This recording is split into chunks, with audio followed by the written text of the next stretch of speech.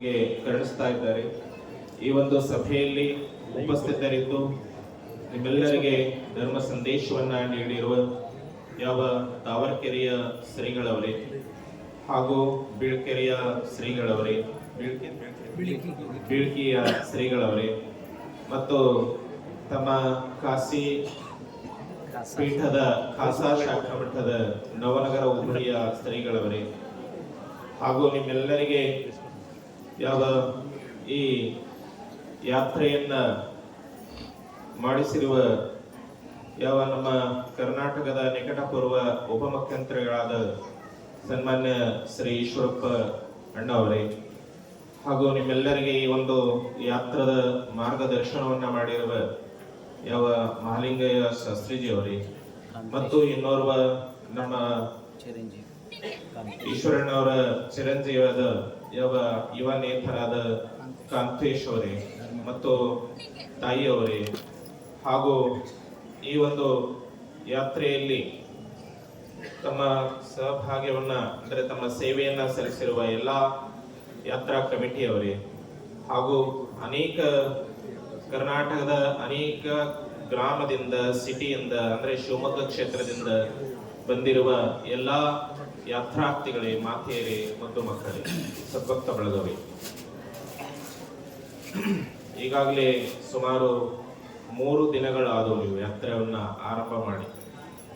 ಈ ಯಾತ್ರದಲ್ಲಿ ಅನೇಕ ಹೆಚ್ಚು ಕಡಿಮೆ ಅಡಚಣೆಗಳಾಗಿರುತ್ತೆ. ಯಾಕಂದ್ರೆ ಮನೆಯಲ್ಲಿದ್ದಂಥ ವ್ಯವಸ್ಥೆ ಮನೆ ಹೊರಗೆ ಬಂದ ನಂತರ ಸಿಗ್ತದ ನಾವು ಅಪೇಕ್ಷೆ ಇಡಬಾರ್ದು. ಹೆಂಗೆ ಕಾಲಾಯ ತಸ್ಮೈ ನಮಃ ಅನ್ನುವ ಹಾಗೆ ಎಲ್ಲೆಲ್ಲಿ ಯಾವ ಪ್ರಾಂತದಲ್ಲಿ ಹೆಂಗೆ ಅನುಕೂಲ ಆಗ್ತದನೋ ಆ ಅನುಕೂಲ ಆಗಂಗೆ ಅದನ್ನ ನಾವು ಸ್ವೀಕಾರ ಮಾಡ್ಬೇಕಾಗ್ತದೆ. ನಮ್ಮ ಉದ್ದೇಶ ಏನಿರ್ತದೆ, ನಮಗೆಲ್ಲ ವ್ಯವಸ್ಥೆಗಳು ಬೇಕಂತ ಉದ್ದೇಶ ಇರಲ್ಲ. ನಮಗೆ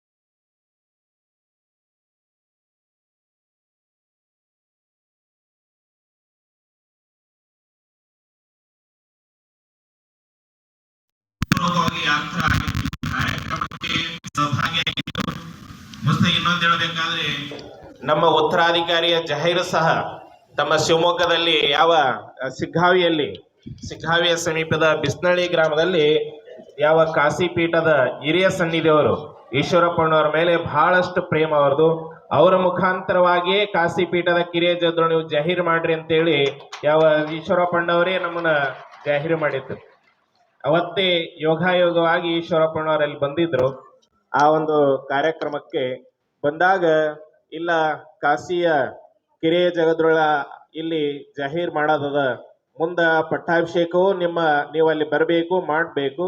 ಆದ್ರೆ ಇವತ್ತ ನಿಮ್ಮ ಮುಖಾಂತರ ಅದು ಒಳ್ಳೆಯ ಶುಭ ಕಾರ್ಯ ಆರಂಭವಾಗಲಿ ಅಂತೇಳಿ ಯಾವ ಹಿರಿಯ ಶ್ರೀಗಳವರು, ಹಿರಿಯ ಸನ್ನಿಧಿಯವರು ಅದನ್ನ ಆರಂಭ ಮಾಡಿದ್ರು. ಅಂದ್ರೆ ತಮ್ಮ ಕಾಶಿ ಪೀಠಕ್ಕೂ ಈಶ್ವರಣ್ಣವರ ಒಂದು ಕುಟುಂಬಕ್ಕೂ ಅವಿನಾಭಾವ ಸಂಬಂಧ ಇದೆ.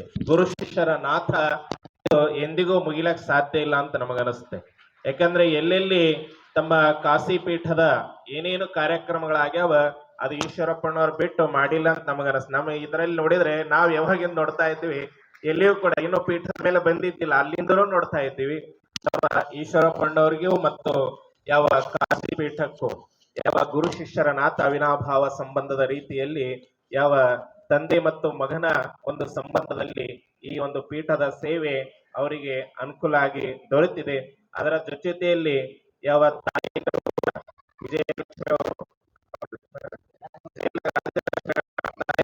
ಜಯಲಕ್ಷ್ಮಿ ತಾಯಿಯವರು ಕೂಡ ಅಷ್ಟೇ ಅವರಿಗೆ ಸರ್ಕಾರಿಯಾಗಿ ಇಲ್ಲಿಗೆ ನಾವು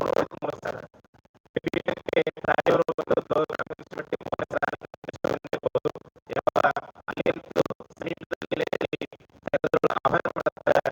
ಸಪತ್ನೀಕ ಬಂದು ಸೇವೆಯನ್ನು ಮಾಡಿದ್ದಾರೆ. ಅದರಲ್ಲಿ ಅದರ ಜೊತೆಗೆ ನಮ್ಮ ಯುವ ನಾಯಕರಾದ ಶ್ರೀಕಾಂತ್ ಅವರು ಕೂಡ, ಕಾಂತೇಶ್ ಅವರು ಕೂಡ, ಅವರು ಸಹ ಅಷ್ಟೇ ಗುರುವಿನ ಮೇಲೆ ಶ್ರದ್ಧೆ. ಯಾಕಂದ್ರೆ ಮನೆಯಲ್ಲಿ ಸಂಸ್ಕಾರ ಹಂಗದ. ನಾವು ಮನೆಗೂ ಕೂಡ ಅಲ್ಲಿ ದಯಮಾಡಿಸಿದೊಳಗೆ ಅವಾಗ ಅವರು ಒಂದು ದೀಕ್ಷಾದಲ್ಲಿದ್ದರು, ಅಯ್ಯಪ್ಪ ಸ್ವಾಮಿ ದೀಕ್ಷಾದಲ್ಲಿದ್ದರು. ನಮಗೆ ಅಲ್ಲಿ ಆಶ್ಚರ್ಯ ಅನಿಸ್ತು. ಯಾವ ರಾಜಕೀಯದವರು ಜಲ್ದಿ ದೀಕ್ಷಾ ಹಾಕೊಳ್ಳೋದು ಕಡಿಮೆ, ಕೆಲವೊಂದರಲ್ಲಿ ಅದಾರ, ಇಲ್ಲನಲ್ಲಿ ನಾವು ಯಾವ ಆಂಧ್ರದ ಡೆಪ್ಟಿ ಸಿಎಂ ಅವರು ಸಹ ದೀಕ್ಷೆ ಹಾಕೊಂಡು ಮೊನ್ನೆ ತಾನೇ ಅನೇಕ ಕಷ್ಟಗಳನ್ನು ಅನುಭವಿಸಿ ಯಾತ್ರೆಯನ್ನು ಮಾಡಿದರು, ಯಾವ ತಿರುಪತಿಯ ಬಾಲಾಜಿ ಯಾತ್ರೆ. ಅದಕ್ಕೆ ಈಗಿನ ಒಂದು ರಾಜಕಾರಣದಲ್ಲಿ ನೋಡ್ಬೇಕಾದ್ರೆ ನಾವು ಯಾವ ಭಕ್ತಿ ಕಡಿಮೆ ಅದ.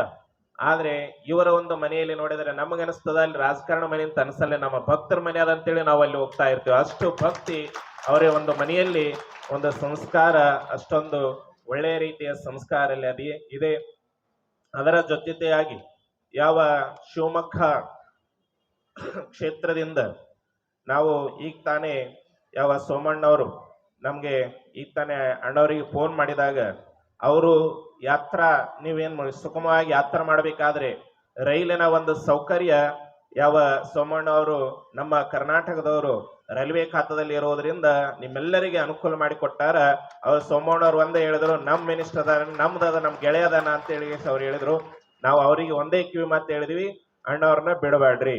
ಯಾಕಂದ್ರೆ ಅವರ ಈಗ ಸ್ವಲ್ಪ ಸ್ವಲ್ಪ ಮುನಿಸ್ಕೊಂಡು, ಅಂದ್ರೆ ಸ್ವಲ್ಪ ಕೋಪಗೊಂಡು ಹೊರಗೆ ಬಂದಿರ್ಬೋದು, ಆದ್ರೆ ಅವ್ರ ತಾಯಿ ಮಾತ್ರ ಅದು ಭಾರತೀಯ ಜನತಾ ಪಾರ್ಟಿನೇ ಅದ. ಯಾಕಂದ್ರೆ ನಾವು ರಾಜಕೀಯವಾಗಿ ಹೆಚ್ಚು ಮಾತಾಡಲ್ಲ, ಅವ್ರು ಹುಟ್ಟಿದ್ದೇ ಅಲ್ಲಿದ್ದ. ಅವರ ಇಡೀ ಜೀವನದಲ್ಲಿ ಅವರ ಶ್ವಾಸ ಪೂರ್ಣ ಬಿಜೆಪಿ ಮಯವಾಗಿದೆ. ಅವರ ಈಗ ಸುಮ್ಮನೆ ನೇಮಕ ಮಾತ್ರ ಹೊರಗೆ ಬಂದಂಗೆ ಕಾಣಿಸ್ತದ. ಅವರು ಸ್ವತಃ ಜಾಹೀರ್ ಮಾಡಿ ನಿಮ್ಮೆಲ್ಲರಿಗೆ ಹೇಳಿದ್ದಾರೆ, ನಾ ಏನು ಹೊರಗೆ ಬಂದ್ರು ಸಹ ನನ್ನ ಲಕ್ಷ್ಯ ಮಾತ್ರ, ನನ್ನ ಉಸಿರೇ ಬಿಜೆಪಿ ಅಂತ, ಭಾರತೀಯ ಜನತಾ ಪಾರ್ಟಿನೇ ನನಗೆ ಉಸಿರು ನೀಡ್ಯದ. ಆ ಒಂದು ಜನತಾ ಪಾರ್ಟಿ ಬಿಟ್ಟು ನಾವು ಹೊರಗಿಲ್ಲ ಅಂತೇಳಿ ಅವರು ಸ್ವತಃನೂ ಕೂಡ ಜಾಹೀರು ಮಾಡಿದ್ದಾರೆ. ಅದಕ್ಕೆ ತಮ್ಮೆಲ್ಲಾ ಜನತೆಗೆ ಒಂದು ಹೇಳೋದು, ಈಗಿನ ಸದ್ಯದ ಒಂದು ನಾರ ಇಲ್ಲಿಂದೇ ಹೋಗ್ಯಾರ. ಯಾವ ಉತ್ತರ ಪ್ರದೇಶದಿಂದ ಮೊನ್ನೆ ತಾನೇ ಕರ್ನಾಟಕ ಆಗಿರೋದು, ಮಹಾರಾಷ್ಟ್ರ ಆಗಿರ್ಬೋದು, ಹರಿಯಾಣದ ಎಲೆಕ್ಷನ್ ಆಗಿರ್ಬೋದು, ಅಲ್ಲಿ ಒಂದು ನಾರ ಅದು ಸದ್ಯದ ಪರಿಸ್ಥಿತಿಯಲ್ಲಿ ಬಹಳಷ್ಟು ಅದರ ಪರಿಣಾಮ ಬೀರಿದೆ. ಅದೇನಂತ ಹೇಳಿದ್ರೆ ಕಟಿಂಗೆತ್ತು ಬಟ್ ಪಟಂಗೆತ್ತು ಕಟಿಂಗೆ. ಈ ಒಂದು ನಾರ ಅದು ಇಲ್ಲಿ ಉತ್ತರ ಪ್ರದೇಶದಿಂದಲೇ ಹೊರಗೆ ಬಂದದ. ಆ ಒಂದು ನಾರದ ಏನು ಸಂದೇಶ ಕೊಡ್ತಾ ಇದೆ ಅಂತ ಕೇಳಿದ್ರೆ, ನಾವೆಲ್ಲ ಹಿಂದೂ, ನಾವೆಲ್ಲ ಒಂದು ಎಂಬ ಭಾವನೆಯಿಂದ ನಾವು ಇರಬೇಕಾಗ್ಯದ. ನಾವು ಇಲ್ಲಿ ಒಳ ಪಂಗಡಗಳನ್ನ ಮುಂದೆ ತರಬಾರ್ದಾಗ್ಯದ. ಯಾಕಂದ್ರೆ ಒಳ ಪಂಗಡದಲ್ಲಿ ಅನೇಕ ನಾವು ವೀರಶೈವರಾಗಿರ್ಬೋದು, ಹಾಲ್ಮತ ಸಮಾಜ ಆಗಿರ್ಬೋದು, ಕುರುಬ ಸಮಾಜ ಆಗಿದ್ದು, ಒಕ್ಕಲಿಗ ಸಮಾಜ ಆಗಿರ್ಬೋದು, ಇನ್ನು ಅನೇಕ ಸಮಾಜಗಳು ಕರ್ನಾಟಕದಲ್ಲಿ ನಾನಾ ತರದ ಎಲ್ಲಾ ಸಮಾಜಗಳ ಬಾಂಧವರದಾರ, ಎಲ್ಲಾ ಸಮಾಜದ ಮತದಾರರದಾರ. ಆದ್ರೆ ಅವರು ಮೂಲ ಮಾತ್ರ ನಾವೆಲ್ಲರೂ ಹಿಂದೂಸ್ತಾನಿಯರಿದೀವಿ ಅಂತೇಳಿ ಇದು ಒಂದು ಭಾವನೆ ನಮ್ಮ ಮನಸ್ಸಿನಲ್ಲಿ ಸದೈವ ಇಟ್ಕೋಬೇಕಾಗ್ಯದ. ಆ ಒಂದು ನಾವೆಲ್ಲ ಹಿಂದೂ, ನಾವೆಲ್ಲ ಒಂದು ಎಂಬ ಭಾವನೆಯಿಂದ ನಾವು ಏನೇ ನಿರ್ಣಯ ತಗೋಬೇಕಾದ್ರೆ ಆ ಒಂದು ಸಂಕಲ್ಪವನ್ನ ಮಾಡಿ ನಾವು ನಿರ್ಣಯ ತಗೋಬೇಕಾಗ್ಯದ. ಯಾಕ ಮೊನ್ನೆ ತಾನೇ ನಮ್ಮ ಮಹಾರಾಷ್ಟ್ರದಲ್ಲಿ ಎಲೆಕ್ಷನ್ ಆಯ್ತು. ಆ ಎಲೆಕ್ಷನ್ ದ ಫಲಿತಾಂಶ ನಾವು ಊಹಿಸಿದಿಲ್ಲ, ಆ ತರದಲ್ಲಿ ಫಲಿತಾಂಶ ಬಂತು. ನಾವೇ ಸ್ವತಃನೇ ಅಂದಿದ್ವಿ, ಹೋದ್ಸರಿ ಈ ತರನಾಗಿ ಎಲೆಕ್ಷನ್ ಅದ, ಈ ತರ ರಿಸಲ್ಟ್ ಬಂದದ, ಆದ್ರೆ ಈ ಸರಿ ಅದಕ್ಕಿಂತ ಕಡಿಮೆ ಬರ್ಬೋದೇನಂತ ನಮಗ ಅನಿಸಿತ್ತು. ನಾವು ಆ ಪಕ್ಷ ಈ ಪಕ್ಷ ಅಂತೇಳಿ ಅಂತ ಹೇಳ್ತಾ ಇಲ್ಲ, ಆದ್ರೆ ಎಲ್ಲರೂ ಕೂಡ ನಮ್ಮ ಹಿಂದುತ್ವ ಉಳಿಸ್ಬೇಕು, ನಮ್ಮ ದೇಶದ ಏನು ಧರ್ಮದ, ನಮ್ಮ ಸನಾತನ ಧರ್ಮ ಉಳಿಬೇಕು, ಆ ಒಂದು ದೃಷ್ಟಿಕೋನದಿಂದ ಅವರಿಗೆ ಸಹ ಹೇಳಿದ್ವಿ. ಆದ್ರೆ ಮತದಾರರ ಒಂದು ನಿರ್ಣಯ ಇಷ್ಟು ಭಿನ್ನವಾಗಿ, ಇಷ್ಟು ಎಲ್ಲಿ ಊಹಿಸದಾರದ, ಯಾರು ಊಹಿಸದ ಅಷ್ಟು ನಿರ್ಣಯವನ್ನ ಆ ಮತಕ್ಷೇತ್ರದಲ್ಲಿ ಅಂದ್ರೆ ಯಾವ ಮಹಾರಾಷ್ಟ್ರದಲ್ಲಿ ನಿರ್ಣಯವನ್ನು ಕೊಟ್ಟದ್ ನೋಡಿದ್ರೆ ನಾವೆಲ್ಲರೂ ಒಂದಾಗಿ ಎಂಬ ಭಾವನೆ ಈಗ ನಮಗೆ ಕಾಣ್ತಾ ಇದೆ. ಯಾಕಂದ್ರೆ ನಾವು ಗುರುವಿನ ಒಂದು ಜಗತ್ತೊಳಗ ಸ್ಥಾನದಲ್ಲಿ ಇರುವವರು ನಮ್ಮ ಧರ್ಮ, ನಮ್ಮ ದೇಶವನ್ನ ಉಳಿಸ್ಕೊಂಡು ಹೋಗ್ಬೇಕಂತ ಒಂದು ಸಂದೇಶ ನಾವು ಸದೈವ ಕೊಡ್ತಾ ಇರ್ತೀವಿ ಪೀಠದ ವತಿಯಿಂದ. ಯಾಕಂದ್ರೆ ಭಕ್ತರ ಕಲ್ಯಾಣವೇ ಈ ಒಂದು ಪೀಠದ ಕಲ್ಯಾಣ ಇರ್ತದ. ನೀವೆಲ್ಲರೂ ಒಂದಾಗಿ ದೇಶ ಉಳಿದಾಗ ಮಾತ್ರ ಪೀಠದವ ನಾವದೀವಿ. ಒಂದ್ ವೇಳೆ ದೇಶನೇ ಇರ್ಲಿಕ್ಕಪ್ಪ ಅಂದ್ರೆ ಪೀಠನೂ ಇರ್ಲಕ್ ಸಾಧ್ಯ ಇಲ್ಲ, ನಾವೆಲ್ಲ ಇರ್ಲಕ್ ಸಾಧ್ಯ ಇಲ್ಲ. ದೇಶದ ರಕ್ಷಣೆ ಬಹಳಷ್ಟು ಮುಖ್ಯದ. ಆ ಒಂದು ದೃಷ್ಟಿಕೋನದಿಂದ ತಾವೆಲ್ಲರೂ, ಯಾಕಂದ್ರೆ ಮೊನ್ನೆ ತಾನೇ ನಾವು ಇನ್ನು ಇಲ್ಲಿ ಮತಕ್ಷೇತ್ರ ಮತ ಮಾಡ್ಲಿಕ್ಕೆ ಇನ್ನು ಅಧಿಕಾರ ಬಂದಿಲ್ಲ. ಯಾಕಂದ್ರೆ ಅದರ ಸ್ವಲ್ಪ ಆಧಾರ್ ಕಾರ್ಡ್ ಆ ಕಡೆ ಇನ್ನೊಂದ್ ಸ್ವಲ್ಪ ನಿಯೋಜನೆ ಆಗಿಲ್ಲ. ಆದ್ರೆ ಮೊನ್ನೆ ಮಹಾರಾಷ್ಟ್ರದಲ್ಲಿ ಎಲೆಕ್ಷನ್ ಆದಾಗ ಮಾತ್ರ ಕಾಣಿಸ್ತದೆ, ನಿಮಗೆ ದೂರ ಕುಂತ ಕಾಣಿಸ್ಲಿಲ್ಲ, ನಾವು ಕೂಡ ಮತ ಮಾಡೇ ಬಂದೀವಿ. ಅದಕ್ಕೆ ಪ್ರತಿಯೊಬ್ಬರು ಸಂದೇಶ ಏನ್ ಹೇಳಕ್ಕಂದ್ರೆ ನಮ್ಮ ಹಿಂದೂ ಸಮಾಜ ಯಾರೋ ಮತ ಮಾಡ್ತಾ ಬಿಡಿ ಎಲ್ಲ ಸವಲತ್ತುಗಳು ನಮ್ಗೆ ಸಿಗ್ತಾವ ನಾವು ಮನೆಗೆ ಮಲ್ಕೊಂಡ್ರೆ ಅದು ಸಾಧ್ಯ ಇಲ್ಲ. ನೀವು ಮಲ್ಕೊಂಡು ಹೋಗ್ತಿರಪ್ಪ, ನಿಮ್ ತುಳ್ಕೊಂಡು ಹೋಗೋರು ಬಹಳ ಮಂದಿ ಅದಾರ. ಅದನ್ನ ನಾವು ತಿಳ್ಕೊಬೇಕಾಗಿದೆ. ಪ್ರತಿಯೊಬ್ರು ಮತಕ್ಷೇತ್ರಕ್ಕೆ ಹೋಗ್ಲೇಬೇಕಾಗಿದೆ, ಮತವನ್ನ ಮಾಡ್ಲೇಬೇಕಾಗಿದೆ. ಯಾಕಿಲ್ಲಿ ರಾಜಕೀಯ ನೇತಾ ನಮ್ಮ ಭಕ್ತರು ನಿಮ್ಮೆಲ್ಲರಿಗೆ ಕರ್ಕೊಂಡು ಬಂದಿದ್ದಾರೆ ಅಂತ ಅದೊಂದು ಸಂದೇಶ ನಾವು ಕೊಡ್ತಾ ಇದ್ದೀವಿ. ಯಾಕಂದ್ರೆ ನಾವು ಜೀವಂತ ಅದೀವೋ ಇಲ್ಲ ಅಂತ ಹೇಳಿ ನಮ್ಮ ದೇಶಕ್ಕೆ ನಾವು ತೋರಿಸ್ಕೊಡ್ಬೇಕಾಗ್ಯದ. ನಾವು ಅದಕ್ಕೆ ಆ ಒಂದು ಮತಕ್ಷೇತ್ರಕ್ಕೆ ಪ್ರತಿಯೊಬ್ರು ಹೋಗಿ ನಮ್ಮ ಮುಂದಿನ ಭವಿಷ್ಯವನ್ನ ನಾವೇ ನಿರ್ಣಯ ಮಾಡ್ಕೊಳ್ಬೇಕು. ಒಂದೇಳಿ ನಾವು ಮನೆಗೆ ಕುಂತಪ್ಪ ಅಂದ್ರೆ ನಿಮ್ಮ ಭವಿಷ್ಯ ಉಜ್ವಲ ಆಗ್ಲಿಕ್ಕೆ ಸಾಧ್ಯ ಇಲ್ಲ. ಅದನ್ನ ಎಲ್ಲಾ ಭಕ್ತ ಬಳಗ ತಿಳ್ಕೋಬೇಕಾಗ್ಯದ. ಆದ್ರೆ ಈ ಒಂದು ಯಾತ್ರದ ರೂಪದಲ್ಲಿ ತಾವೆಲ್ಲರೂ ಯಾತ್ರಾರ್ಥಿಗಳಾಗಿ ಇವತ್ತ ಇಲ್ಲಿ ಬಂದಿದ್ದೀರಿ. ಯಾಕಂದ್ರೆ ಒಂದು ಆ ಏನು ಶಾಸ್ತ್ರ ಅಥವಾ ಉಕ್ತಿ ಏನ್ ಹೇಳ್ತದಂದ್ರೆ, ದೇಶ ಸುತ್ತಿ ನೋಡು ಕೋಶ ಓದಿ ನೋಡು ಅಂತ ಹೇಳ್ತದ. ಅಂದ್ರೆ ಕೋಶವನ್ನ ನಾವೆಷ್ಟು ಅದನ್ನ ಪಾನ ತಿರುಗಿಸ್ತಾ ಓದ್ತಾ ಹೋಗ್ತೀವೋ ಅದರಲ್ಲಿ ನಮಗೆ ಜ್ಞಾನ ಸಿಗ್ತಾ ಹೋಗ್ತದೆ.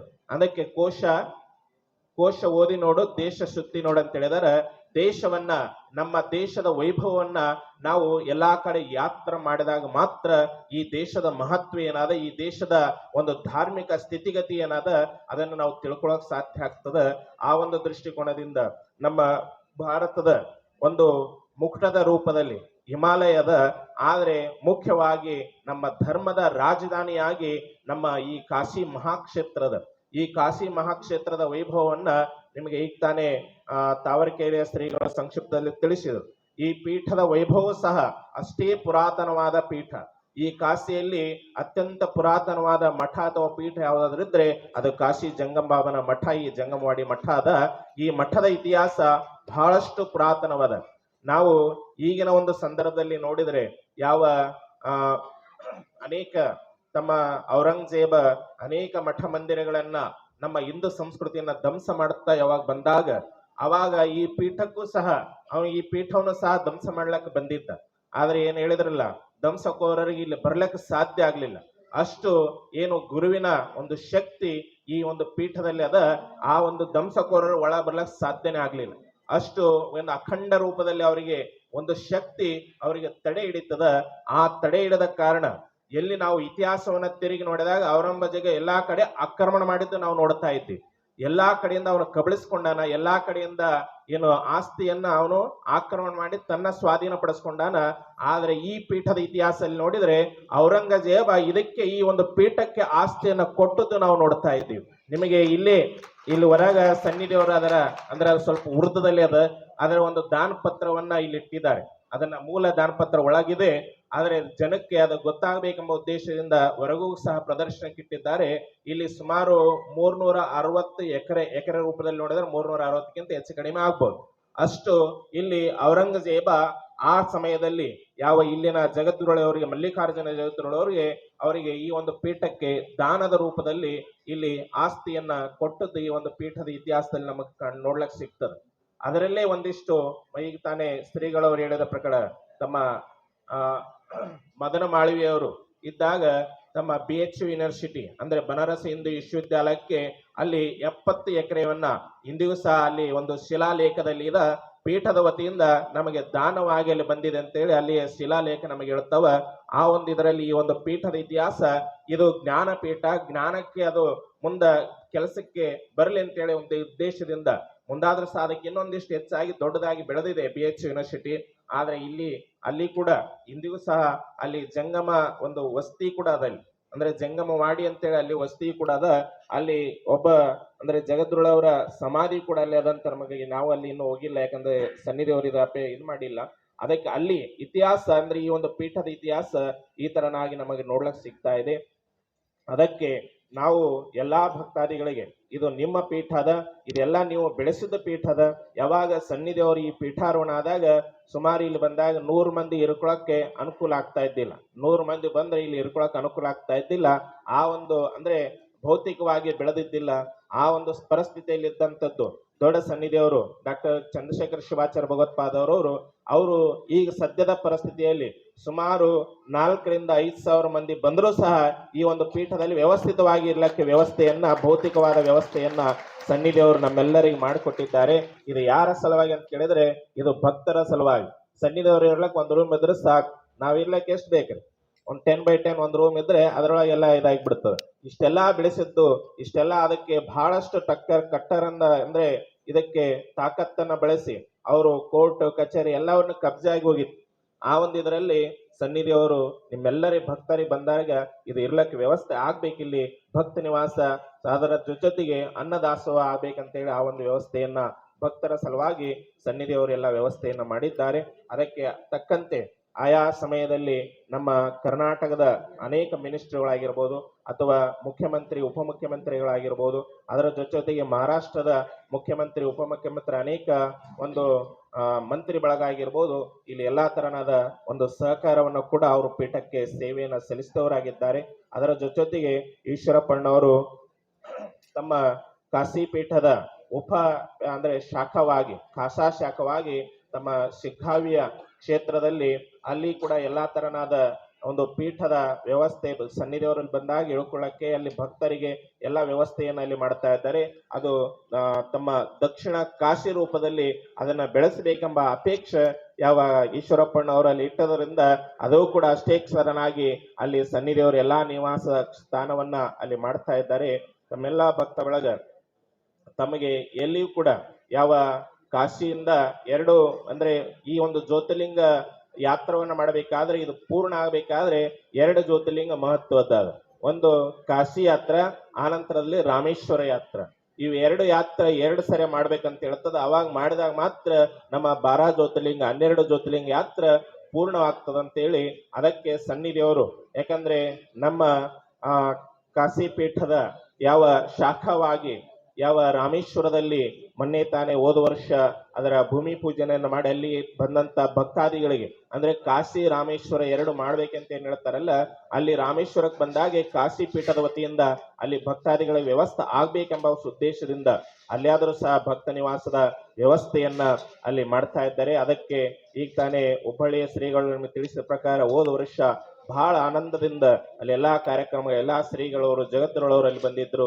ಅದರ ಜೊತೆಗೆ ಈಶ್ವರಂ ಅಣ್ಣವರು ಸಹ ಅಲ್ಲಿ ಯಾವ ಸಮುದ್ರದ ಸ್ಥಾನ ಅಂದ್ರೆ ಸ್ನಾನ ಮಾಡಿದ್ದನ್ನ ಅಲ್ಲಿ ನಮ್ಮ ಭಾರತ ದೇಶ ಈ ಕಡೆ ನೋಡಿದ್ರೆ ಅಲ್ಲಿ ಮುಗಿತಂತ ಕಾಣಿಸ್ತದೆ, ಆ ಕಡೆ ಉಲ್ಟಾ ನಿಂತ ಅಂದ್ರೆ ಭಾರತದ ಕಡೆ ನೋಡಿದ್ರೆ ಇಲ್ಲಿಂದ ಆರಂಭ ಮತ್ತು ಅಂತ್ಯ 2 ಒಂದೇ ತಲೆ ಕಾಣ್ತೀವಿ. ಅದು ಯಾವ ರಾಮೇಶ್ವರ ಕ್ಷೇತ್ರದಲ್ಲಿ ಅಂತ ಅನ್ಬೋದು.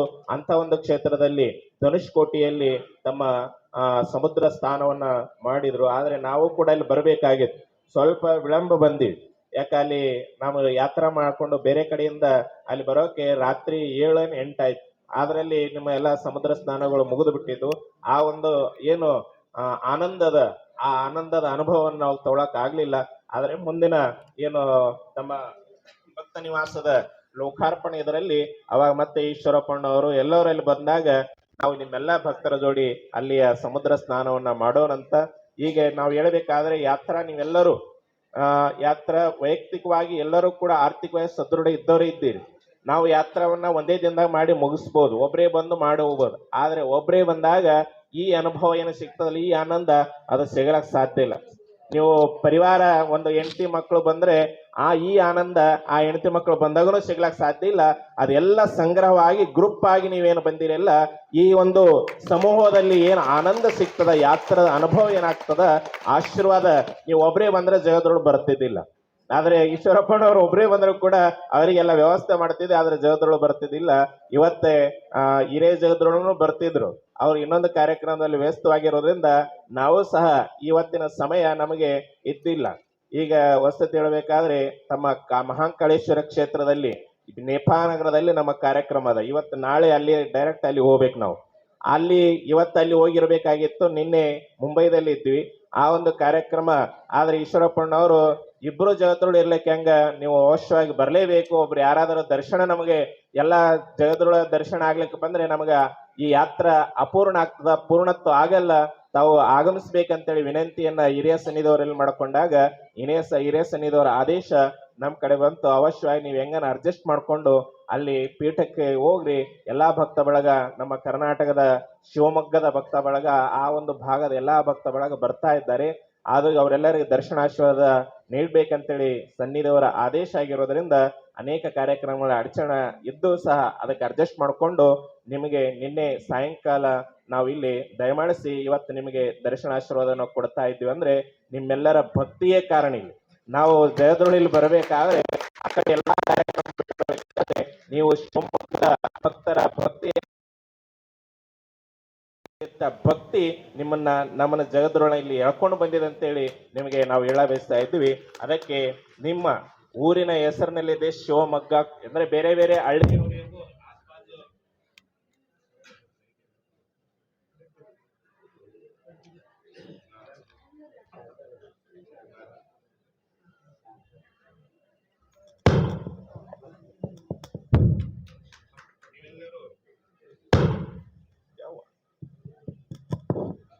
ನೀವೆಲ್ಲರೂ ಶಿವಮೊಗ್ಗದ ಆಜುಬಾಜು ಮತಕ್ಷೇತ್ರದವರು ಅದಾರ, ಶಿವಮೊಗ್ಗದವರು ಅದಾರ.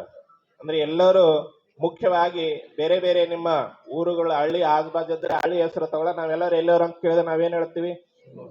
ಶಿವಮೊಗ್ಗದವ್ರು ಅಂತ ಹೇಳ್ತೀವಿ. ಯಾಕಂದ್ರೆ ಮುಖ್ಯ ನಗರ ಅದು, ಸಿಟಿ ಅನೇಕ ಹಳ್ಳಿಗಳು ಬರ್ತಾ ಇರ್ತವೆ.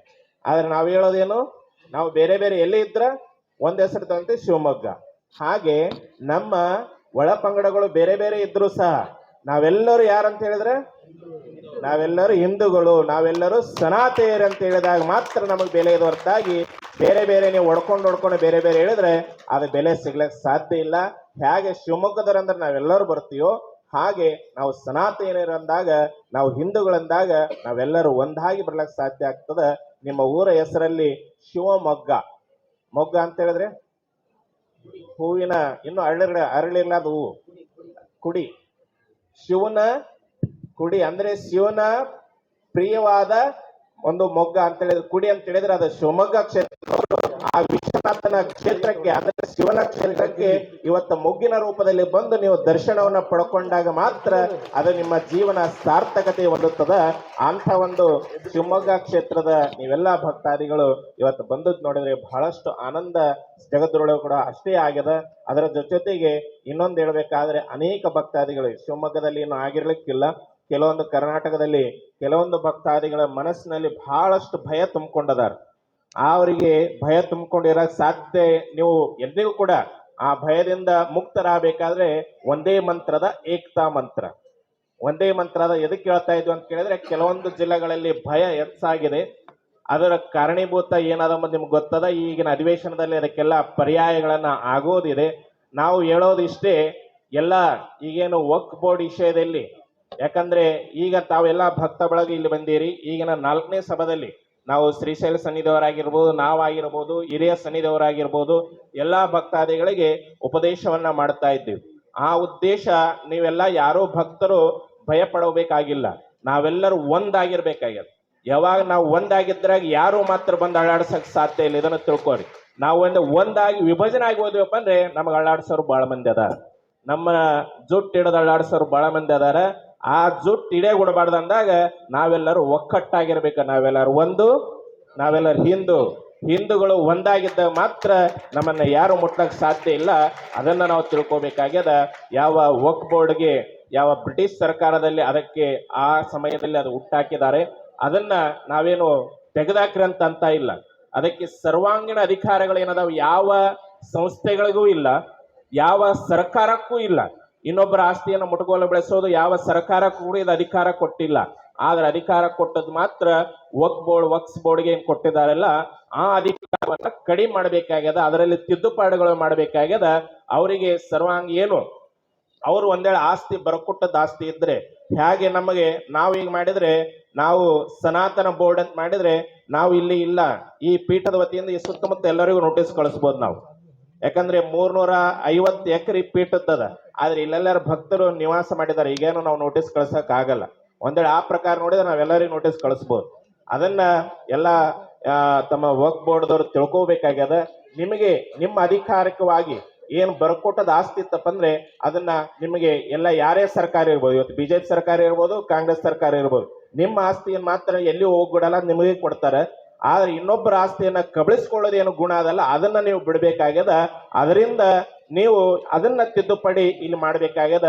ಯಾಕಂತ ಕೇಳಿದಾಗ ಅನೇಕ ಸರ್ಕಾರದ ಬದಲಾವಣೆ ಆದಾಗ 1995ರಲ್ಲೂ ಅಥವಾ ಅದರಲ್ಲಿ ಬಹಳಷ್ಟು ಪರಿವರ್ತನೆಗಳನ್ನ ಅಲ್ಲಿ ಮಾಡಿ ಅವರಿಗೆ ಸರ್ವಾಂಗೀಣ ಅಧಿಕಾರವನ್ನ ಏನು ಕೊಟ್ಟಾರಲ್ಲ ಆ ಅಧಿಕಾರವನ್ನ ಕಡಿಮೆ ಮಾಡ್ಬೇಕಾಗ್ಯದ. ಅದು ಈ ಮುಂದಿನ ಅಧಿವೇಶನದಲ್ಲಿ ನಾವು ಎಲ್ಲರ ಅಪೇಕ್ಷದಾದ. ಯಾಕಂದ್ರೆ ಕೆಲವೊಂದು ಮುಸ್ಲಿಮರ ಒಂದು ಯುವ ಅಂದ್ರೆ ನೇತಾಗಳು ಕೂಡ ಅದಕ್ಕೆ ಒಂದು ಅದರ ಪರವಾಗಿ ನಿಂತಾರ, ಅದರ ವಿರುದ್ಧದಲ್ಲಿ ಇಲ್ಲ. ಯಾಕಂದ್ರೆ ಇದು ಬಹಳಷ್ಟು ಅತಿಕ್ರಮಣ ಮಾಡೋದು ಇದು ಯೋಗ್ಯ ಅಲ್ಲ, ಇದಕ್ಕೆ ಆ ತರದಾದ ನಿರ್ಣಯಗಳು ತಗೋಬೇಕು, ಆದ್ರೆ ಬೋರ್ಡ್ ಮಾತ್ರ ತೆಗೆದಾಕ್ಬೇಡ್ರಿ ಅಂತ ಅವ್ರ ಅಪೇಕ್ಷೆ ಹೇಳಿದ್ದಾರೆ. ಎಲ್ಲರ ಅಪೇಕ್ಷೆ ಅಷ್ಟೇ ಅದ, ಬೋರ್ಡ್ ಏನ್ ನಾವು ತೆಗೆದಾಕಲ್ಲ. ನಮ್ಮ ಎಲ್ಲರ ತಮ್ಮ ಹಿಂದೂಗಳ ಅಪೇಕ್ಷೆಯೂ ಕದ, ಅವ್ರದ್ದು ಏನದ ಅವ್ರಿಗೆ ಇರ್ಲಿ, ಆದ್ರೆ ನಮ್ಮದ್ ಮಾತ್ರ ಕಬಳಿಸ್ಕೊಳಕ್ ಬಂದ್ರೆ ನಾವು ಎಂದಿಗೂ ಬಿಡ್ಲಾಕ್ ಸಾಧ್ಯ ಇಲ್ಲ ಅಂತೇಳಿ ಎಲ್ಲಾ ಹಿಂದೂಗಳು ಒಂದಾಗಿ ನಿಂದಿರ್ಬೇಕಾಗ್ತದ. ಅದನ್ನ ಪ್ರತಿಯೊಬ್ಬ ಯುವ ಕೂಡ ಇಂದು ಎಲ್ಲಾ ಮತದಾರರು ತಿಳ್ಕೊಬೇಕಾಗ್ಯದ. ಅದನ್ನ ಒಂದ್ ವೇಳೆ ಅವರು ಬದಲಾಕ್ ಮಾಡ್ಲಿಕ್ಕೆ ಅವಕಾಶ ಕೊಡ್ಲಿಕ್ಕೆ ಬಂದ್ರೆ ಅದರ ಮುಂದಿನ ಏನಾದರ ದುಷ್ಪರಿಣಾಮ ಏನಾಗ್ತದ ಮುಂದಿನದರಲ್ಲಿ ಎಲ್ಲರಿಗೂ ನಾವು ಕಲಿಸ್ಕೊಡ್ಬೇಕಾಗ್ಯದ. ಯಾಕಂದ್ರೆ ಯಾವುದೇ ಸರ್ಕಾರ ಇರ್ಲಿ ಮತ್ತೆ ಬರ್ಬೇಕಾದ್ದು ಎಲ್ಲಿಗೆ, 5 ವರ್ಷ ಮುಗಿದ ನಂತರ ಬರ್ಬೇಕಾದ್ದು ಎಲ್ಲಿಗೆ, ನಮ್ಮ ಹತ್ರನೇ ಬರ್ಬೇಕು. ನಾವೇ ಅವ್ರನ್ನ ಆರಿಸ್ಕೊಟ್ಟಾಗ ಮಾತ್ರ ಅವ್ರ ಮುಂದೆ ಮೇಲೆ ಕುಂತಿರ್ತಾರ. ನಮಗೆ ಯೋಗ್ಯವಾದವ್ರನ್ನ ನಾವು ಆರಿಸ್ ಕಳಿಸ್ಬೇಕಾಗ್ಯದ, ಅವಾಗ ನಾವು ಉಳ್ಳೆಕ್ ಸಾಧ್ಯ ಆಗ್ತದ. ಅದನ್ನ ತಾವೆಲ್ಲ ಭಕ್ತಾದಿಗಳು ತಿಳ್ಕೊಬೇಕಾಗ್ಯದ. ಮತದಾರರಿದ್ದೀರಿ, ಎಲ್ಲರೂ ಒಕ್ಕಟ್ಟಾಗಿ ಮತ ಮಾಡಿದಾಗ ಮಾತ್ರ, ಎಲ್ಲರೂ ಒಂದಾಗಿ ಮತ ಮಾಡಿದಾಗ ಮಾತ್ರ ನಮ್ಮ ಭವಿಷ್ಯ ಅವರ ಕೈಯಲ್ಲಿ ಕೊಟ್ಟಾಗ, ನಮ್ಮ ಭವಿಷ್ಯ ಒಳ್ಳೆಯ ಯಾರ ಕೈಯಲ್ಲಿ ಕೊಟ್ಟಾಗ ಚೆನ್ನಾಗಿರ್ತದ ನಾವು ತಿಳ್ಕೊಂಡು ನಾವು ಭವಿಷ್ಯವನ್ನ ನಿರ್ಣಯ ಮಾಡ್ಕೊಳ್ಬೇಕಾಗ್ಯದ. ಅದನ್ನ ತಾವೆಲ್ಲ ಭಕ್ತ ಬಳಗ ತಿಳ್ಕೊಂಡ್ಬೇಕು. ಅದರ ಜೊತೆಗೆ ಎಲ್ಲಾ ರಾಜ್ಯ ಸರ್ಕಾರಗಳು ಕೂಡ, ಯಾಕಂದ್ರೆ ಮಹಾರಾಷ್ಟ್ರದಲ್ಲಿ ಪ್ರಥಮವಾಗಿ ಇದು ವಕ್ಫ್ ಬೋರ್ಡ್ ವಿರುದ್ಧವೂ ಕೂಡ ಅಲ್ಲಿ ಆರಂಭವಾದಾಗ ನಾವು ಅದಕ್ಕೆ ಶುರುವಾತನ್ನ ಕೊಟ್ಟಿದ್ದೀವಿ. ಆಂತರದಲ್ಲಿ ಎಲ್ಲ ಕರ್ನಾಟಕದಲ್ಲಿ ಕೂಡ ಅನೇಕ ಕಡೆ ಅದರ ಒಂದು ಗರಂ ಕಾಣಿಸ್ತಾ ಇದೆ. ಎಲ್ಲಾ ನೇತಾರು ಕೂಡ ನಮಗ್ ಕರೆದಿಲ್ಲ ನಿಮಗ್ ಕರೆದಿಲ್ಲ ಅಂತೇಳಿ ಬಹಳಷ್ಟು ಮಂದಿ ಏನು ಲೀಡರ್ಸ್ ಏನದಾರ ಅದ್ರ ವಿರುದ್ಧ ಕೆಲವೊಂದ್ ಕಡೆ ಮಾಡ್ತಾ ಇದ್ರಿ. ಎಲ್ಲದಕ್ಕೆ ವಿರುದ್ಧ ಮಾಡೋದು ಬೇಡ. ಒಂದ್ ವೇಳೆ ಕರೆದ್ಲಿಕ್ಕೆ ಕೂಡ ಇದು ನಮ್ಮದಾದ ಅಂತೇಳಿ ಅದಕ್ಕೆಲ್ಲ ಸಹಕಾರವನ್ನ ಕೊಡಬೇಕು. ಅದರ ಜೊತೆಯಲ್ಲಿ ಮುಂದಿನ ಅಧಿವೇಶನದಲ್ಲಿ ಈಗ ಚಳಿಗಾಲದ ಅಧಿವೇಶನ ನಿನ್ನೆಯಿಂದ ಏನು ಆರಂಭವಾಗ್ಯದಲ್ಲ, ಇದಕ್ಕೆ ಒಳ್ಳೆಯ ನಿರ್ಣಯ ಬರಲಿ ಅಂತೇಳಿ ನಾವಾದ್ರೂ ಕೂಡ ಜಗದ್ಗುರುಗಳ ಒಂದು ಪೀಠದ ಇದರಲ್ಲಿ ನಾವಾದ್ರೂ ವಿಶ್ವನಾಥನಲ್ಲಿ ಪ್ರಾರ್ಥನೆಯನ್ನು ಮಾಡ್ಕೊಂತೀವಿ. ನಮ್ಮೆಲ್ಲರಿಗೆ ಒಳ್ಳೆಯ ಒಂದು ಸರ್ಕಾರ ನಮಗ್ ಕೊಟ್ಟಿದ್ದಾರೆ. ಆ ಸರ್ಕಾರದಿಂದ ಒಳ್ಳೆಯ ನಿರ್ಣಯ ಕೂಡ ಆಗ್ಬೇಕು. ಈ ಒಂದು ವಕ್ಫ್ ಬೋರ್ಡ್ ಎಂಬ ಹೆಮ್ಮಾರಿಯಿಂದ, ಅಂದ್ರೆ ಈ ಒಂದು ರಾಕ್ಷಸರಿಂದ ಅಂದ್ರೆ ನಮ್ಮನ್ನ ಉಳಿಸ್ಕೊಳ್ಳುವಂತ ಒಂದು ಯೋಗ್ಯ ನೇತನ್ನ ನಾವು ಕೊಟ್ಟಿರಿ. ಅದನ್ನ ತಕ್ಕಂತೆ ನಮಗೆ ನಿರ್ಣಯವನ್ನ ಕೊಡೋರು ಅವರು ಇದ್ದಾರೆ ಅಂತ ನಾವೆಲ್ಲರೂ ವಿಶ್ವಾಸವನ್ನ ಇಟ್ಟು ಆ ಒಂದು ಇದರಲ್ಲಿ, ಯಾಕಂದ್ರೆ ಭಕ್ತರ ಒಳಗೆ ನೀವು ಇಲ್ಲಿ ಬಂದಿರಿ, ಇವತ್ತು ಯಾತ್ರಾ ಮಾಡ್ಕೊಂಡು ಈಶ್ವರಪ್ಪ ಅವ್ರು ಯಾತ್ರಾ ಮಾಡ್ಯಾರ ಅಂತೇಳಿ ಯಾತ್ರಾ ಆದ ನಂತರ ಮತ್ ಮನೆಗೆ ಹೋಗಿ ಬೆಚ್ಚಗೆ ಮಲ್ಕೊಳ್ಳೋದು ಬೇಡ. ಎಂದಿಗೂ ಕೂಡ ನಮ್ಮ ಈ ಪೀಠದಲ್ಲಿ ಏನ್ ಹೇಳಿದ್ರು ಸನ್ನಿಧಿಯವರು ಅಥವಾ ಈಶ್ವರಪ್ಪನವರು ಏನ್ ಹೇಳ್ಯಾರ ಅಂತೇಳಿ ನೀವು ಮನಸ್ಸಿನಾಗ ಇಟ್ಕೊಂಡು ನಮ್ಮ ಭವಿಷ್ಯವನ್ನ ನಾವು ಏನ್ ಮಾಡ್ಕೋಬೇಕಾಗ್ಯದ, ರೂಪಿಸ್ಕೊಳ್ಬೇಕಾಗ್ಯದ. ಅದು ನಿಮ್ಮ ಕೈಯಲ್ಲದ. ನಾವು ಯಾರನ್ನ ಎಷ್ಟು ಒಳ್ಳೆಯ ನೇತ ಇದ್ದಾಗ ಮಾತ್ರ, ನೇತ ಹೆಂಗಿರ್ಬೇಕಂದ್ರೆ ನಮ್ಮೆಲ್ಲರ ಕಷ್ಟವನ್ನ ತಿಳ್ಕೊಂಡು ನಮ್ಮದರ ಜೊತೆಗೆ ಅವರಿದ್ದು ನಮ್ಮ ಕಷ್ಟಗಳನ್ನ ನಿರ್ವಹಣೆ ಮಾಡುವಂತ ನೇತನನ್ನ ನಾವು ಆರಿಸ್ಕೊಳ್ಬೇಕಾಗ್ಯದ. ಅವಾಗ ಮಾತ್ರ ನಾವು ಇರ್ಲಕ್ ಸಾಧ್ಯ ಆಗ್ತದ. ನಮ್ಮೆಲ್ಲರ ಜೊತೆ ಈಶ್ವರಪ್ಪಣ್ಣವರು ನೀವು ನೋಡಿದ್ವಿ ಆಗಲೇ ಅಲ್ಲಿ ಕುಂತಿದ್ರು, ಅಲ್ಲಿ ಕುಂದ್ರೆ ಬೇಡ್ರಿ ಇಲ್ಲಿ ಬೇರೆ ಅಂತ ಹೇಳಿದ್ರೆ ಅವ್ರೇನು ಬರಕ್ ಸಾಧ್ಯ ಏನಿದ್ದಿಲ್ಲ. ನಾವಂದೆ ಹಂಗಿಂಗ್ ಮಾಡಿ ಈ ಕಡೆ ಮೇಲೆ ತಂದು ಬಂದು ಈಗ ಕುಂದ್ರಿಸಿವಿ. ನಾವಂದು ಇಲ್ಲಿ ನಮ್ಗೆ ಪೀಠದ ಮುಂದೆ ಆದ್ರೆ ಅವ್ರು ಸಣ್ಣವ್ರು ಅದಾರ, ಶ್ರೀಕಾಂತ್ ಅವ್ರ ಅದಾರ, ಇಲ್ಲಿ ಕುಂದ್ರಲಿ ಭಕ್ತರ ಜೊತೆ ಎಲ್ಲರೂ ನಾವು ಅವ್ರ ಜೊತೆ ಇದ್ದನಂಗೆ.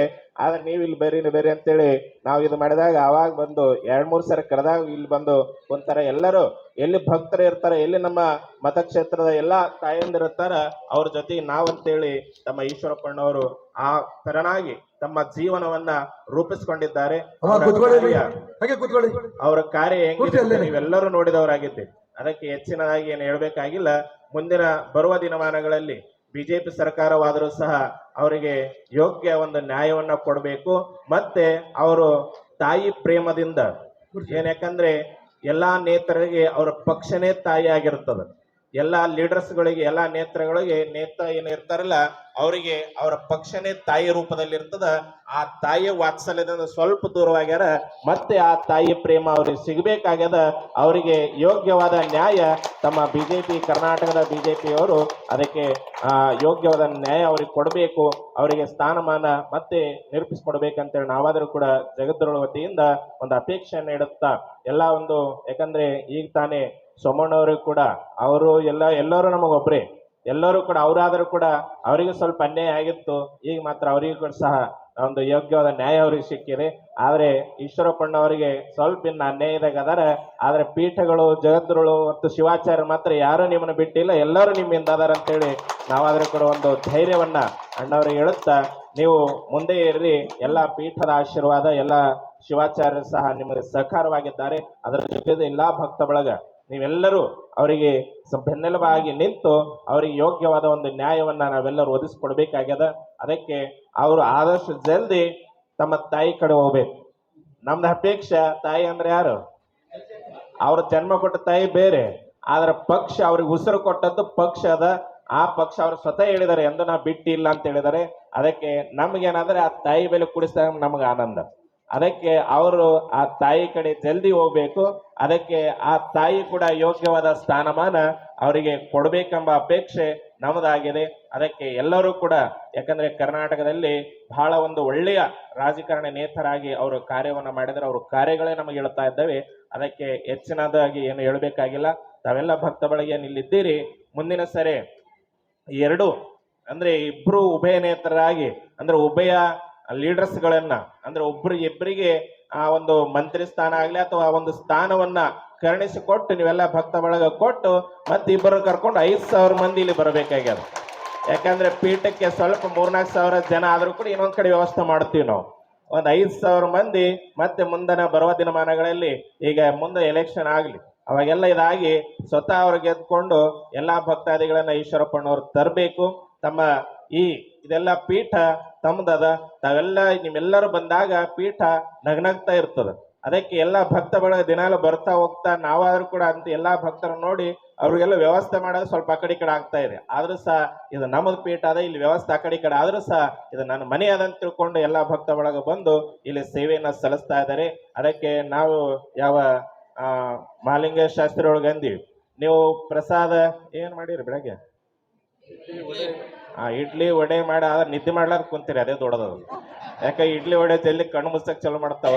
ಆದ್ರೆ ಸಹ ಇಡ್ಲಿ ವಡೆ ತೊಗೊಂಡು ಇಲ್ಲೇ ಕುಂತೀರಿ, ಅವ್ರು ಕರಿಗಾವ ಬಿಟ್ಟಾವ ಗೊತ್ತಿಲ್ಲ. ಅವ್ರಿಗೆ ಮಾರ್ಕೆಟ್ದಾಗ ಬಿದ್ರೆ ಕರಗ್ತದ್ದು ಅಂತ ನಾವ್ ಹೇಳಿದ್ವಿ. ನೀವು ಮಾರ್ಕೆಟ್ ಮಾಡಿ ಬಂದಿದ್ರಪ್ಪ ನೀವು 2 4 ಹೋಳಿಗೆ ಉಣ್ತಿದ್ರು. ಈಗ ಒಬ್ಬೆಟ್ಟೇನು ಹೋಳಿಗೆ ಅಂತ ನೀವು ಹೋಳಿಗೆ ಮಾಲಿಂಗ ಸ್ವಾಮಿ ಅವ್ರು ಮಾಡಿಸ್ಯಾರ ಅಂತ ಹೇಳಿದ್ರು. ಆದ್ರೆ ನಮ್ಗೆ ಅನಿಸ್ತು ಹೋಳಿಗೆ ಜಾಸ್ತಿ ಇಲ್ಲದ್ರು. ಅವ್ರು ಜಾಸ್ತಿ ಹೋಳಿಗೆ ಉಣ್ಬೇಕಾದ್ರೆ ಸ್ವಲ್ಪ ಮಾರ್ಕೆಟ್ಗೆ ಹೋಗಿ ಬಂದು ಮತ್ತೆ ಇಟ್ರಪ್ಪ ಅಂದ್ರೆ ಅವ್ರಿಗೆಲ್ಲ ಮತ್ತೆ ಹೋಳಿಗೆನು ನೀವು 1 ಕೊಟ್ರೆ 4 ಕೊಟ್ರ ಅಂತಾರ ಅವ್ರು. ಯಾಕೆ ಮಾರ್ಕೆಟ್ಗೆ ಹೋದ ನಿಮ್ಗೆಲ್ಲ ಗೊತ್ತೇ ಇದೆ, ಎಷ್ಟು ತಾಸು ಹೋಗ್ತೀರಿ, ಒಳಗ್ ಹೋಗೋದೆಷ್ಟು ಗೊತ್ತಿರ್ತದ, ಬಂದಾಗ ಖರೆ ಹಂಗ ಮಾರ್ಕೆಟ್ ನಿಮ್ಗೆಲ್ಲರಿಗೂ ಗೊತ್ತೇ ಇದೆ. ಹೆಣ್ಮಕ್ಳು ತಾಯಂದ್ರು ಮೊದಲ ಕಾಶಿಗೆ ಅಂದ್ರೆ ಮೊದಲು ಮಾರ್ಕೆಟ್ ನಿಮ್ ತಲೆಯಾಗ ಬರ್ತದನ್ನ ವಿಶ್ವನಾಥ ನಂತರ ದರ್ಶನ ಅಂತ ಅಂತೀರಿ. ಆ ತರ ಆಗ್ಲಾರ್ದೆ ವಿಶ್ವನಾಥನ ದರ್ಶನ, ಪೀಠದ ದರ್ಶನ, ಗಂಗಾ ಮಾತೆಯ ಒಂದು ಸ್ನಾನ, ಗಂಗಾರತಿ ನೀವೆಲ್ಲಾ ನೋಡ್ಕೊಂಡು ಮತ್ತೆ ನಿಮ್ಗೆ ಏನೇನು ಬೇಕೋ ಆ ತರದ ಮಾರ್ಕೆಟ್ ಸಹ ನೀವು ಮಾಡ್ಕೊಂಡು, ಯಾಕಂದ್ರೆ ನಾವು ಯಾತ್ರವನ್ನ ಮಾಡಿದಾಗ ಒಂದು ಶಾಸ್ತ್ರ ಏನ್ ಹೇಳ್ತದ ಅಂತ ಕೇಳಿದ್ರೆ, ಯಾತ್ರಾರ್ಥಿಗಳು ಹೋದಾಗ ಬರ್ತಾರಂಬುದು ಪಕ್ಕ ಇದ್ದಿಲ್ಲ ಮೊದಲ, ಈಗೆಲ್ಲ ಅದ. ಮೊದ್ಲು ಏನ್ ಮಾಡ್ತಿದ್ರು, ಯಾತ್ರಾರ್ಥಿಗಳು ಹೋಗ್ಬೇಕಂದ್ರೆ ನಡ್ಕೊಂಡು ಹೋಗ್ತಿದ್ರು, ಪಾದಾಚಾರಿಗಳಾಗಿ ಹೋಗ್ತಿದ್ರು. ಪಾದಾಚಾರಿಗಳಾಗಿ ಹೋಗಿ ಅನೇಕ ಕಾಡುಗಳಲ್ಲಿ ಜ್ಯೋತಿರ್ಲಿಂಗ ಇರ್ತಿತ್ತು. ಮಲ್ಲಿಕಾರ್ಜುನ ಮೊದಲ ಕಾಡ್ನಾಗಿದ್ದ, ಈಗೆಲ್ಲ ರಸ್ತೆ ಆಗ್ಯದ. ಮೊದಲ ಅಲ್ಲಿ ಹೋಗ್ಬೇಕಂದ್ರೆ ಬಹಳ ಕಠಿಣ ಇತ್ತು. ಅಲ್ಲೆಲ್ಲ ದೊಡ್ಡ ದೊಡ್ಡ ಹುಲಿಗಳು, ದೊಡ್ಡ ದೊಡ್ಡ ಪ್ರಾಣಿಗಳಿತ್ತು, ಬರೋದು ಪಕ್ಕ ಇದ್ದಿಲ್ಲ. ಅದಕ್ಕೆ ಅವ್ರು ಯಾತ್ರಾರ್ಥಿಗಳು ಹೋಗ್ಬೇಕಾದ್ರೆ ತಮ್ಮ ಹೆಂಡತಿ ಕೊಳ್ಳಂದು ಮಾಂಗಲ್ಯ ತೆಗೆದಿಟ್ಟು ಹೋಗ್ತಿದ್ರು. ಯಾಕ ಬಂದಾಗ ಕರೆ, ಅದಕ್ಕಂತೇಳಿ ಅಲ್ಲಿ ತೆಗೆದಿಟ್ಟು ಹೋಗಿ ಯಾತ್ರಾ ಮಾಡ್ಕೊಂಡು ಬಂದ ನಂತರ ಮತ್ತೆ ಮರು ಮದುವೆ ಅಂತ ಮಾಡ್ತಾ ಇದ್ರು. ದೇವರ ಕಳಿಕೆ ಅಂತ ಹೇಳ್ತಾರೆ ಅದಕ್ಕೆ. ದೇವರ ಕಳಿಸೋದಂದ್ರೆ ನೀವು ದೇವರ ಕಳಿಕೆ ಅಂತ ಹೇಳ್ತೀರಿ. ಯಾತ್ರಾರ್ಥ ಅಂದ್ರೆ ಆನಂದದಿಂದ ಯಾತ್ರವನ್ನ ನಾವು ಮುಗಿಸ್ಕೊಂಡು ಬಂದಿವಿ, ದೇವರನ್ನ ಕಳಿಸ್ಕೊಡೋನು. ನಮ್ಮಿಂದ ದೇವರು ಬಂದಿದ್ದ, ಅವನ ಆಶೀರ್ವಾದದಿಂದ ನಾವು ಮನೆಗೆ ಬಂದೀವಿ. ಮತ್ ನಂಬಲ್ಲಿ ಇಟ್ಕೊಂಡು ಕುಂತ್ರೆ ಹೆಂಗೆ, ಇನ್ನ ಅನೇಕ ಭಕ್ತವಾದಿಗಳು ಬರ್ತಾರ, ಅವ್ರನ್ನ ರಕ್ಷಣೆ ಮಾಡಕ್ ನಾವು ಕಳಿಸ್ಬೇಕಂತೇಳಿ ಅದಕ್ಕೆ ಹೆಸರು ಏನಿಟ್ಟಾರ, ಆ ಕಡೆ ಏನ್ ಮಾಡ್ತಾರೆ, ದೇವ್ರ ಕಳಿಸೋದು ಅಂತ ಮಾಡ್ತಾರೆ. ಮರಾಠಿಯಲ್ಲಿ ದೇವಾಚ ಕಳಿಕೆ. ಅಂದ್ರೆ ಅದು ಅಲ್ಲಿನೂ ಕೂಡ ಇದೆ ಅದ ದೇವ್ರ ಕಳಿಸೋರು ಅಂದ್ರೆ ನಮ್ ಜೊತೆಗೆ ದೇವರು ಕೂಡ ಬಂದದನ ಅವನ ಆಶೀರ್ವಾದದಿಂದ ನಾವು ಆನಂದದಿಂದ ನಮ್ಮ ಊರಿಗೆ ಬಂದು ಮುಟ್ಟೀವಿ ಮತ್ತೆ ಅವನ ಕ್ಷೇತ್ರಕ್ಕೆ ಅವನು ಇರ್ಲಿ ಮತ್ತೆ ಇನ್ನೊಂದ್ಸರಿ ಬಂದಾಗ ನಮಗೆ ರಕ್ಷಣೆ ಆಗ್ಬೇಕು ನಮ್ಮ ಜೊತೆ ಹೆಂಗೆ ಎಷ್ಟೊಂದು ಯಾತ್ರಾಗಳು ಬರ್ತಾರ ಅವ್ರೆಲ್ಲರೂ ಯಾತ್ರಾರ್ಥಿಗಳಿಗೆ ಭಗವಂತ ನೋಡ್ತಾ ಇರ್ತಾನೆ ಅಂತೇಳಿ ಆ ಒಂದು ಹೆಸರಿನಲ್ಲಿ ದೇವರ ಕಡೆಗೆ ಹೆಸರಿನಲ್ಲಿ ನಾವು ಮಾಡ್ತೀವಿ. ಮುಖ್ಯ ಉದ್ದೇಶ ಅಂದ್ರೆ ನಾವು ಆನಂದದಿಂದ ಬಂದು ನಮ್ಮ ಊರು ಸೇರ್ಕೊಂಡಿವಿ ಅಂತೇಳಿ ಆನಂದದಿಂದ ಈ ಒಂದು ಯಾತ್ರಾ ಮುಗಿಸಿ ಬಂದಾಗ ಎಲ್ಲಾ ಭಕ್ತಾದಿಗಳನ್ನ ಕರೆದು ದೇವರ ಕಳುವಿಕೆ ಅಂತ ಮಾಡ್ತಾ ಇರ್ತಾರೆ. ನೀವಾದ್ರೂ ಸಹ ಇನ್ನೂ 2-3 ದಿನ ಏನು ಯಾತ್ರಾ ಅದ ಅದನ್ನ ಮುಗಿಸ್ಕೊಂಡು ಹೋದ ನಂತರ ಮತ್ತೆ ಆನಂದದಿಂದ ಎಲ್ಲರೂ ಕೂಡಿ ಆ ಒಂದು ದೇವರ ಕಳಿಗೆ ನಿಮ್ಮ ಮನೆಯಲ್ಲಿ ಮಾಡ್ಕೋಬೇಕು. ಆದ್ರೆ ದೇವರ ಮಾತ್ರ ಇಲ್ಲಿ ಕಳಿಸ್ಕೊಟ್ರಿ ಪೀಠಕ್ಕೆ, ಆದ್ರೆ ಇಲ್ಲಿ ಏನ್ ನಿಮ್ ಬೋಧನೆ ಮಾಡ್ರ ನಮ್ ತಲೆಗಿಟ್ರು ಮತ್ತೆ ಅವನು ಕಳಿಸ್ಕೊಟ್ಟೇವಿ. ಅವು ಪೀಠಕ್ಕೆ ಹೋಗ್ಲಿ ಅಂತೇಳಿ ಅಲ್ಲಿ ಕಳಿಸ್ಕೊಟ್ಟಿರಿ. ನೀವೆಲ್ಲರೂ ಒಂದಾಗಿರೋದು ನಮ್ಗೆ ಬೇಕಾಗ್ಯದ. ಅದು ಮಾತ್ರ ಆ ಮಂತ್ರ ಮಾತ್ರ ನೀವು ತಲೆಯಾಗಿ ಇಟ್ಕೊಂಡು ಮುಂದಿನ ಭವಿಷ್ಯವನ್ನ ನೀವೇ ನಿರೂಪಣೆ ಮಾಡ್ಕೋಬೇಕಾಗಿದೆ ಅಂತ ಹೇಳ್ತಾ ಹೆಚ್ಚು ಸಮಯ ಆಗ್ಯದ. ಆದ್ರೂ ಸಹ ನೀವೆಲ್ಲರೂ ಶಾಂತ ಚಿತ್ತೆಯಿಂದ ಕುಂತದ್ ನೋಡಿದ್ರೆ ಬಹಳ ಆನಂದಭರಿತವಾಗಿ ಮನಸ್ಪೂರ್ವಕ ಆನಂದವಾಗಿ ನಿಮ್ಮೆಲ್ಲರಿಗೆ ಆ ಜಗದಾದಿ ಜಗದ್ಗುರು ವಿಶ್ವರಾಧ್ಯರ ಜಗದ್ಗುರುಗಳ ಪಂಚ ಆಚಾರ್ಯರ ಆಶೀರ್ವಾದ ನಿಮ್ಮೆಲ್ಲರ ಮೇಲೆ ಇದೆ ಅಂತ ಹೇಳ್ತಾ ನಮ್ಮೆಲ್ಲ ಶಿವಾಚಾರ್ಯ ಬಳಗವು ಸಹ ಅಷ್ಟೇ ಸಹಕಾರಪೂರ್ವವಾಗಿ ಈ ಒಂದು ಯಾತ್ರದಲ್ಲಿ ಭಾಗಿಯಾಗಿದ್ದಾರೆ. ಅವರಿಗಾದ್ರೂ ಸಹ ಆ ಜಗದ್ಗುರುಗಳ ಒಂದು ಆಶೀರ್ವಾದ ಹೇಳುತ್ತಾ ನಮ್ಮ ಆಶೀರ್ವಚನವನ್ನು ಪೂರ್ಣಗೊಳಿಸಲು ಯಾರು